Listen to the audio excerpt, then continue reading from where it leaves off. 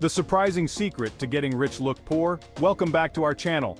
Today we're diving into a topic that might seem a little counterintuitive at first, why looking poor is actually a smart move if you want to become wealthy. Now, I know what you're thinking. Graham, shouldn't we be aiming for the finer things in life? Well, that's exactly the trap most people fall into. They chase after appearances, buying expensive cars, clothes and houses to impress others, but it's all a facade. True wealth isn't about looking rich, it's about financial freedom and security. Stay tuned to find out the 5 reasons why embracing a look poor, live rich mentality is essential, and 3 actionable steps you can start today. We'll be diving deep into the psychology of wealth, exploring the financial habits of the super rich, and even looking at some real-life examples of people who've mastered this secret to building wealth. This isn't about deprivation, it's about being smart with your money and prioritizing long-term financial success over fleeting appearances. Let's get started. Why is looking poor so important for building wealth? Let's break it down into 5 key reasons. First, it helps you avoid lifestyle creep. When you make more money, your expenses shouldn't inflate to match your income. Second, it forces you to prioritize. You focus on investing, saving, and building a secure future. Third, it makes you a savvier investor. You make rational investment decisions. Fourth, it helps you develop a healthy relationship with money. Money becomes a tool for wealth and security. Finally, living below your means is the golden rule of wealth building. Spend less than you earn to grow your wealth over time. Let's talk about how different income classes view money, because this is where the real divide lies. You see, the poor, the middle class, and the wealthy, they all have different mindsets when it comes to money. The poor often view money as a scarce resource, something that's constantly slipping through their fingers. They might spend it as soon as they get it, focusing on immediate gratification over long-term security. Now, the middle class, they've got a bit more breathing room, but they often fall into the trap of equating money with material possessions. They work hard, earn a decent income, but then they spend it on bigger houses, nicer cars, and keeping up with a certain lifestyle. They might save some, but they're not necessarily thinking about building wealth. The wealthy, on the other hand, they see money as a tool for growth and opportunity. They understand the power of compounding, and they're constantly looking for ways to make their money work harder for them. They invest in assets that generate passive income, they start businesses, and they're always learning and growing their financial knowledge. The key difference here is mindset. The wealthy don't see money as something to hoard or spend on fleeting pleasures. They see it as a seed to plant and grow into something much bigger. Let's take a look at Warren Buffett, one of the wealthiest individuals on the planet, as a prime example of this look poor, live rich philosophy in action. This is a man who, despite his billions, still lives in the same modest house he bought back in 1958 for a mere $31,500. Now, that's not to say he lives a life devoid of any luxury. He enjoys the finer things in life, but he doesn't feel the need to flaunt his wealth or impress anyone.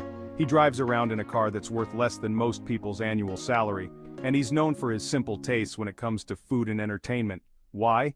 Because Warren Buffett understands that true wealth isn't about ostentatious displays of affluence, it's about financial freedom and security, and that's something money can't buy directly, but can certainly help you achieve.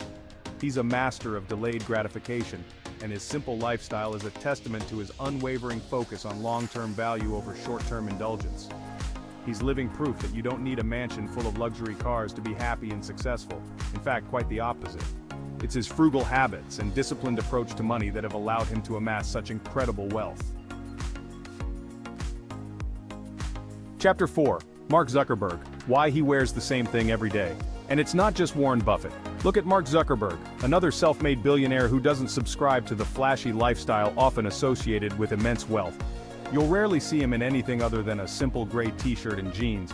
Why? Because he understands that his time and energy are best spent on things that actually matter, building his business, connecting with people, and making a difference in the world. He's not concerned with keeping up with the latest fashion trends or driving a flashy car because he knows those things are superficial and ultimately meaningless in the grand scheme of things. His focus on simplicity allows him to streamline his life, reduce decision fatigue, and dedicate his mental energy to his passions and priorities. This approach isn't about denying yourself nice things, it's about being intentional with your choices and aligning your spending with your values. Both Warren and Mark represent a new breed of wealthy individuals who prioritize experiences, relationships, and impact over material possessions and social status. Chapter 5. The high cost of keeping up appearances. Now, let's talk about the cost of keeping up appearances because this is where so many people go wrong.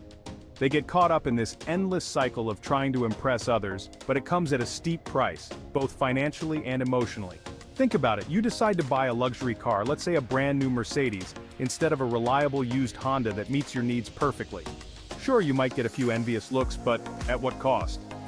That Mercedes comes with a hefty price tag, higher insurance premiums, expensive maintenance, and let's not forget the depreciation, which is basically money going down the drain. Meanwhile, that Honda would have saved you thousands, if not tens of thousands of dollars in the long run, money you could have invested, saved, or used to pursue your passions. But it's not just about the financial cost. Trying to keep up with others can take a toll on your mental health as well. It creates a constant sense of inadequacy, a feeling that you're never good enough, never have enough. It's a recipe for unhappiness and dissatisfaction. Chapter 6. Why trying to look rich can make you miserable. And this isn't just anecdotal. Studies have shown that people who try to appear wealthy often face higher levels of stress, anxiety, and depression compared to those who prioritize financial security and live within their means. They're constantly comparing themselves to others, feeling the pressure to maintain a certain image, and ultimately sacrificing their well-being in the process. They might be driving that fancy car, but they're weighed down by debt and financial insecurity. They might be wearing designer clothes, but they're riddled with anxiety about keeping up with the latest trends. It's a vicious cycle that leads to nothing but unhappiness and regret. The truth is, true wealth is about freedom, freedom from financial stress, freedom from the need to impress others, and freedom to live life on your own terms. It's about having the financial security to pursue your passions, spend time with loved ones, and make a difference in the world. Chapter 7. Invest in your future, not someone else's perception of it. So, instead of wasting your hard-earned money on trying to impress others, invest in yourself, invest in your future. Invest in your education, your health, your relationships, and your passions. Invest in experiences that bring you joy and create lasting memories. Remember, every dollar you spend is a dollar you could be investing in your future. It's about understanding the opportunity cost of your spending choices. That $5 latte you buy every day might seem insignificant, but over a year, that's over $1,800 that could be growing in an investment account.